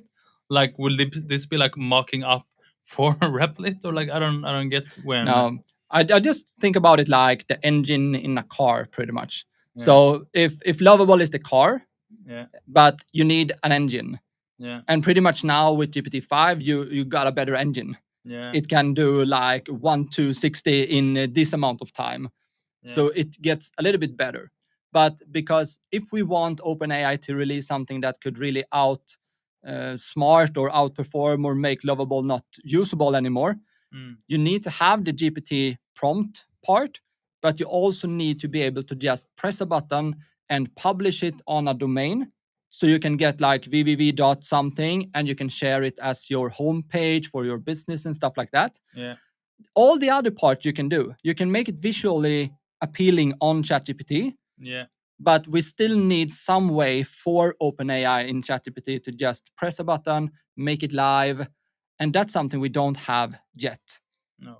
When that will be there, we can At least move. they didn't show it, right? No, So no. we don't We know. need to think, watch the documentation, and we really need to try it out as well. Yeah. But there Because are. you haven't gotten access to it, right? No, because there's not. It's next week, right? Yeah, we can see if we have some kind. They said for pro subscribers there was some kind of usage. I'm gonna see what it says here. Yeah, because I saw that we were like on the website. So maybe like if we go through like. Yeah, we can do this first. So I guess there's an update on the app on the phone. So I just tried updating it to see. Yep. For me, someone said GPT-X sounds great. I do believe Elon Musk will rage quit if they do GPT-X. For me, the best thing is that I don't need to switch between models. Yeah. You think that would work? That you don't need to switch between models? You think that would be like the auto feature would actually? I really hope that the feature will come because I'm switching a lot between models now. Okay, so they released. Yeah, on the phone there's no 5 yet. No, exactly. You guys hear the music? Their website is really laggy as well right now, so I don't really know why. Because maybe they are doing a lot of updates here. Maybe there's like a couple of million people doing the same thing as you, trying to get into it. Trying to see if they can get the. So they say maybe we can just share the website here. Let's read the research like this. Try it in ChatGPT though, right? So it's. Let's see if I can share this one. So it says GPT-5 is here, and they say try it in ChatGPT, but it doesn't work for me yet. You can see the live stream here. It's very clear. It's like ChatGPT. Then go down, scroll down, and it's for developers. Yeah. For business. It's a very This was a dev update. Yeah. I think, to be honest, I have to say this. To be honest, like they scan what's happening, right? I think they saw the huge valuation on Lovable. I think they saw like everything going up with Cursor, with Replit, and like all this vibe coding coming in. And I think they they've seen Claude, everything. I think they felt like I don't think they were ready to actually launch GPT-5, but they felt they can't miss on it because if they wait too long, then they're gonna lose too much momentum. Now everyone that they can steal that now will use them instead of Lovable, instead of Replit, they gained some market shares from it. So I think I think they rushed it out, and that's why I think they had the last guy, like thank you all the developers because they really want to get on the good grace of developers. 100%. But I think the big question I think that OpenAI and all of these like creating models are thinking about, like, should we create something that can outperform Lovable and these kind of tools that use our models? Yeah. Because in some way, if Cursor and Replit wants to use GPT-5, or if their users want it, they still earn like money on the credit usage that they do. So if they build something that make them not usable like Lovable, then they will lose a big like usage-based audience. True. That's true. So that's something that they need to think about when they develop their stuff. That's true. So nothing here. No. Yeah, so we don't have a GPT-5 yet, but I mean, they did say on stream, they said next week. Yeah. So it kind of hinted that it's probably not dropping today, but could also be dropping today. We'll see. I updated the app and I didn't get it either. Let's see what it says. So okay, just to summarize it all, for those who missed the stream and just jumped in, there's more new features. There's make it your own, select a personality and choose your color for chats, which I think is really cool. Yeah, I like that. Would that be for every single chat? So I can have like a pink chat or a green chat and everything? Yeah, I think so. Yeah, that would be really, really good. I like that. Voice improvements. We have study mode. I actually saw study mode before, so I don't think. Yeah, but that's not new. They enhanced it maybe. This was really cool. Yeah, we forgot about this. Connect your Gmail and Google Calendar. Usually I have it for Teams, but now it's for everyone. Yep. That's actually super cool. This kind of kills Superhuman if people use this, because it just does everything. Yeah, and I'm just going to say that this feature has been available in Copilot for Copilot Pro in Office 365 users. Yeah. But now you can pretty much use it directly in ChatGPT. Yeah. But we just need to think about how is it safe for businesses to use it. Yeah. If it's safe in the team environment and not in the free version, I think. Yeah. Here's some like. That's crazy. How do I get out of this? Okay, so that was. Where did we see the? No. Yeah. So okay, damn it! I want to go to.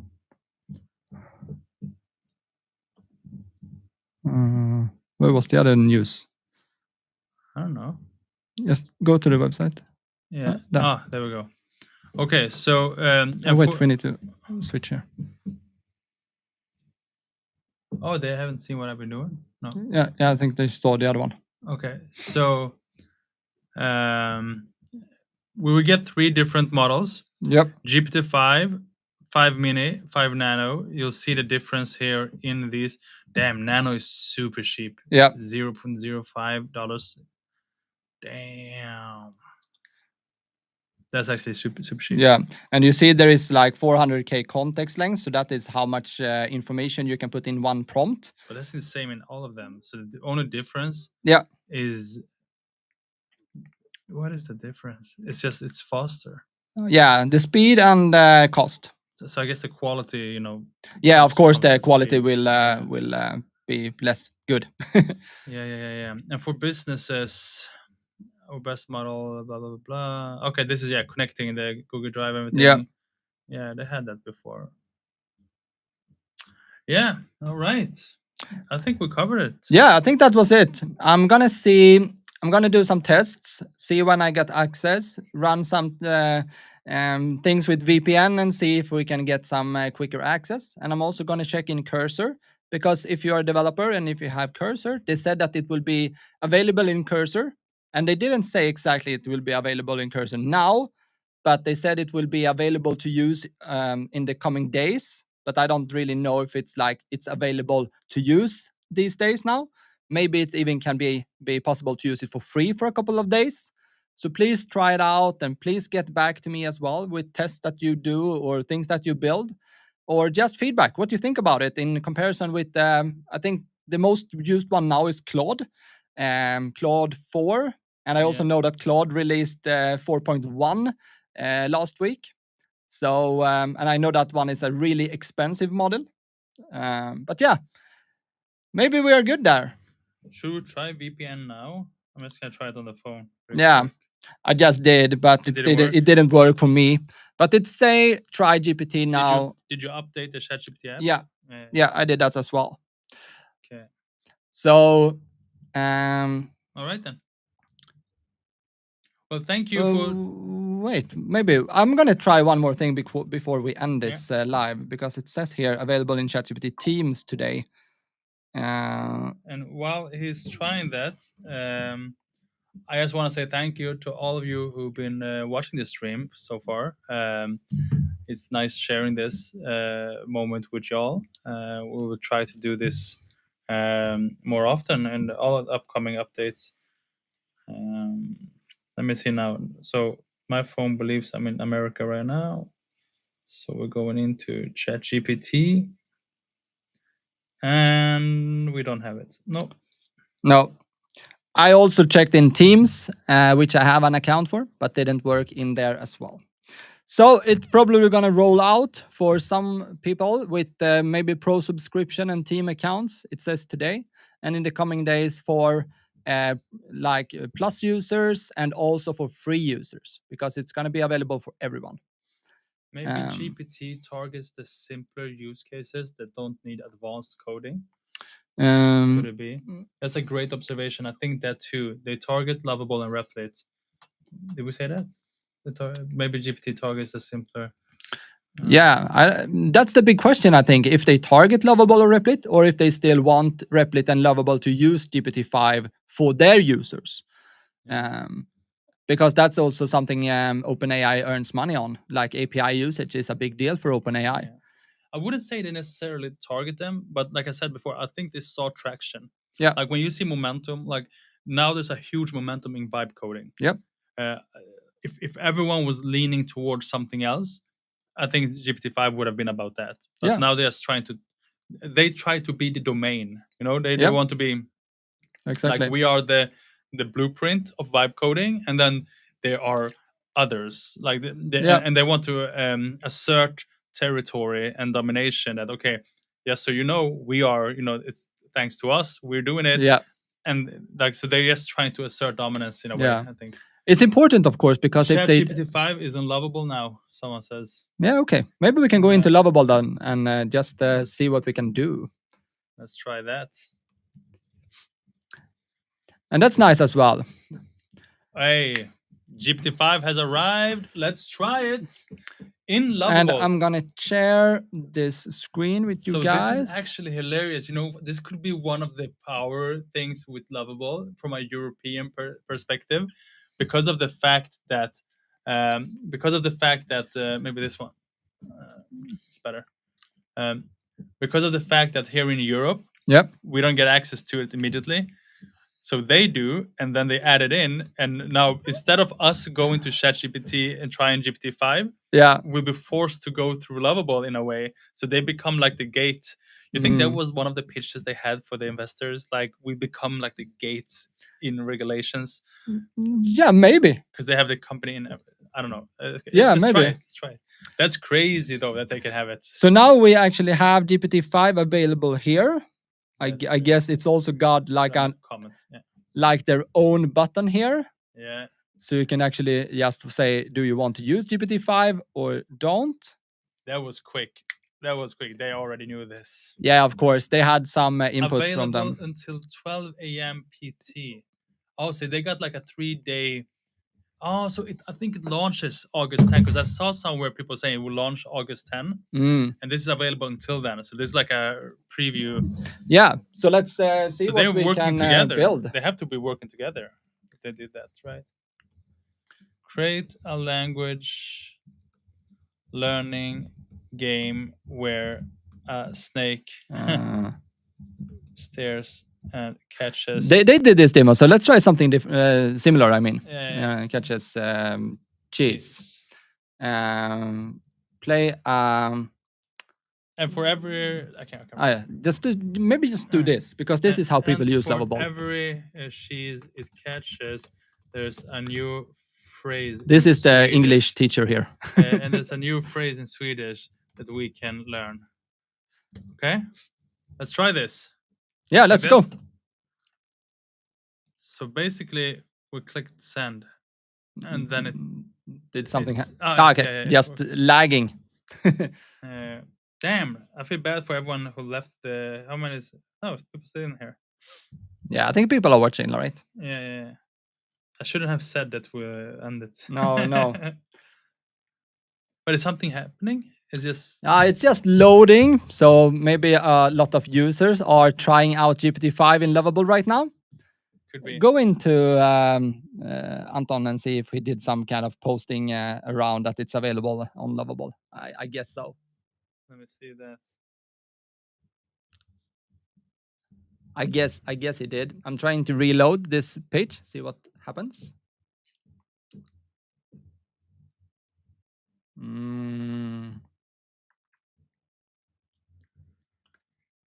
This is actually a killer move from Lovable. Yeah. 1 hour ago, it said, OpenAI's GPT-5 is out. Let's see it in action in Lovable. GPT-3 launched 2020, blah, blah, blah, blah. 2023, GPT-4 dropped. In the short time that Lovable has existed, people have built serious software businesses. Today, by 11 a.m. PT, within 1 hour from now, we'll be making GPT-5 available in limited preview until midnight, August 10th. Try and let us know. So meanwhile, while this is running, I'm also going to check if it's available on the other platforms we use.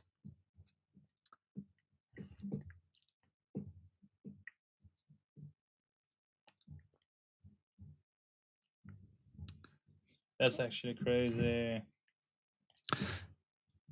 So I think we got a comment as well in the beginning that someone who haven't heard about Lovable and something like that. Which also is crazy. Yeah, which is crazy as well. But so now if you're still here, this is Lovable and we are trying it out now. And we, I don't know if we actually see exactly what's happening. You're supposed to be able to preview if you press. Yeah, it's actually loading up the preview here now. And as a comparison to OpenAI, of course, this is also building the backend. So it's coding, it's building the code, and it published the code on some kind of platform. I think it's GitHub. And then it's making it possible to deploy it, which means that you can publish it to the website and you can create the www domain and then everyone can see it. So you can use it as your business page or blog or just building games. And this is like looking the same, but the only way for us to really see the difference is to do pretty much the same demo, but with the different kind of models here.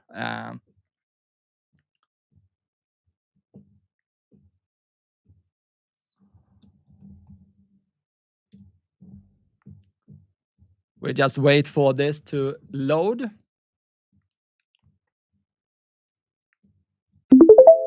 Oh, did we get it?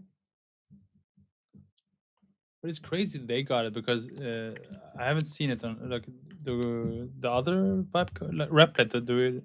Did they get the GPT-5? Yeah, we haven't seen that yet. That's crazy. Okay, maybe we'll see what happens. I think you died. Restart. Oh, that was the sound when I died. Okay. Okay. So it works. Try to get the cheese. There's no sound from here. But did we say sound effect? Because now it's writing a new sentence every time. Okay. Let's see if I did. It gives a new Swedish word to learn. No. Okay. What we say when a new word is shown, speak it out with audio. Yeah. Let's try this. Simple but prompting. Also, I have to say, like, I don't know if you can do it in Lovable, but one of the cool things that they showed was like they created this game, and then they would like do it again and again, and it's like there's like a whole new iteration. Yeah, exactly the same way they did with pictures. Like if you say like, I want a picture of Coca-Cola, and like, oh, it wasn't good. Okay, give me another one. Yeah, and then it becomes good, right? Yeah. So I think that was something really, really cool. And it went the first time it took a long time, and then it just remembered, and yes, it just changed the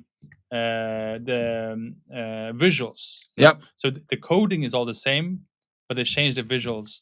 And I don't know if they have that on that you could do it on Lovable. Like you can be like, okay, yes, this one you saw this in black and white, like again, and it's just completely different. Yeah, of course you can iterate on it and make like, okay, make it more colorful, and you can prompt these kind of things. Just do it again. Yeah, just like that, do it again, and yeah, and then it doesn't need all the tokens and all the work. No, it just changes the front end of it. Yeah, that was really dope. So what we can see here, we don't really know if they are using like the best GPT-5 model here or if it's another one, but it's kind of slow here. Yeah. I don't know if that's because of the GPT-5 or if it's a Lovable limitation or just a lot of people using it. It could be multiple things here. That's a great move by Lovable, and it must have been in coordination with OpenAI.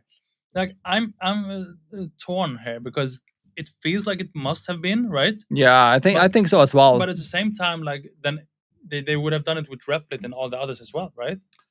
Why would they only do it with Lovable? It feels like they're closer to like Replit or Cursor. Like Cursor literally were on the presentation. Yeah, we can do one more test to see if it's actually available in the API already. Maybe then that's a possibility for everyone to use it. Surely, like if they have, because they use so many tokens, they might be. Yeah, they are a good client, I believe. Yeah. Let's see if it makes a sound now. Let's try it out. It's supposed to be finished, so just to restart. No sound. Wait. No, it's still editing. Hey.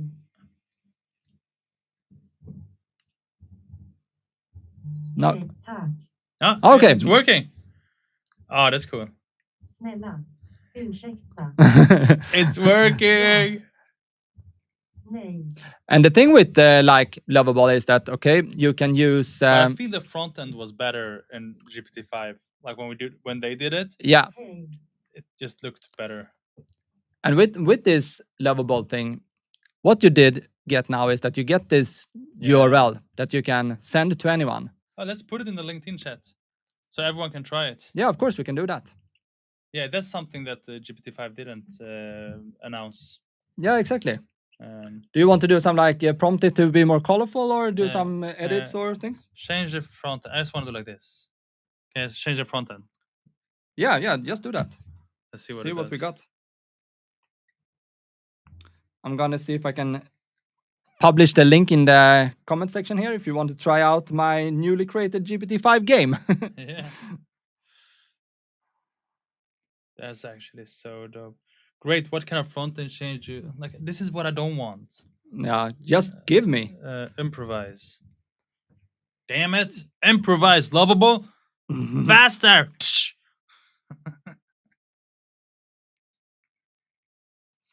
Try my GPT-5 game.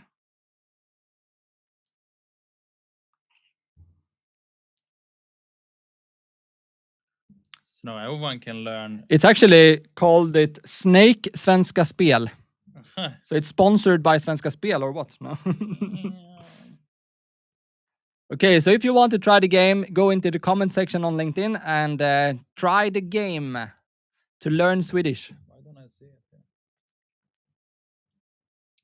Maybe it doesn't show links in there. Yeah, it could be. Yeah, so this is way slower. Like when they showed us, like they built the whole game and then they could just change the design. Yeah. So now it feels like it's recreating the whole thing. Yeah, or maybe it was staged in the demo. No, because they did that. They wrote it and it was thinking and everything, and then they just another one, and they created it. Yeah. I'm just thinking about if maybe they use it like in a local environment, then it's not using like the internet, and it just did it on the website. If it works like they showed us, then it's cracked. Yeah. Okay, let's see. I think it's still thinking, right? Edited, it says. Yeah, this is the new but front you see, end. it's editing a lot of files here.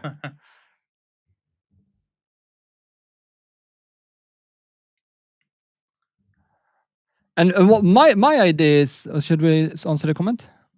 Is it possible to use these kind of games to capitalize, or is it only for your personal use? I mean, of course it's possible to capitalize on it. Like yeah, of course. You could sell the games. You could have in any ways you can make money from games. You can. Okay, this is the new front end it gave me. No, this was. Or if it's not ready, but it's pretty much the same front end. This was actually disappointing. It's like the snake has circles. Okay, so it's not. I don't know if it has reloaded, but it's a glow around the game board. Small enter. Yeah, and you see the snake has circles and a square head now. So that's like, I mean, it didn't really improvise that crazy. But for the like capitalizing, of course, you can do these kind of games, and you can make it like, okay, change different kind of levels or what kind of language you want to learn. You build a game like this, and then you publish it. You can also use Lovable to create some kind of authorization login and also connect it to like a Stripe payment partner. So you can take a payment for like, okay, how many games do you want to play, or how many languages or words you want to learn. And then you can just put it out. Or the easiest way is just make a killer game, publish it, and put ads on the page. Yeah, affiliate marketing, programmatics, like do a Flappy Bird, and you have 1 million people going into the game, and everyone's watching those ads. Of course you'll make money from that. Yeah. So yeah, definitely you can A capitalize. lot of people are capitalizing on vibe coding today. So of course. And it doesn't have to be games. The games is what they showed us. You can make dashboards. They showed us that as well. Yeah. You can sell dashboards to companies that needs dashboards. So you can make dashboards. You can make websites, like any kind of coding, basically. Yeah. Okay, now I think we don't have more credits to use. So okay, GPT-5 isn't free on Lovable. And this is also like, it doesn't really say how much. I think that's one thing I would want in Lovable.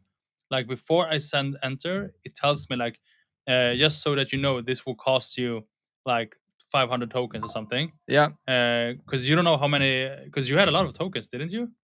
Yeah, I'm not paying for Lovable. Okay. At this time. I wonder how many tokens like GPT-5 costs in comparison to to the other. I'm actually gonna check because I got a notification now that you see. So now it's out for everyone. So if I share this screen, we can now see here that GPT-5 is available in the API for me as well. So now we can really much see that we have GPT-5, GPT-5 Nano, and GPT-5 Mini. They also released here actually a GPT-5 chat, which was also on the rumor list. And here we can see it in the API as well. So yeah, pretty much now everyone that has some kind of app or service, they can connect to GPT-5 and try it out.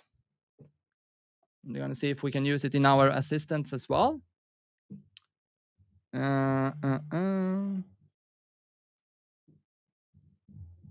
So yeah, I just think that we will try it out more and make some updates, or maybe on not on Sunday, but maybe on Saturday evening, I will do my live where I'm going to showcase what I had built with the GPT-5.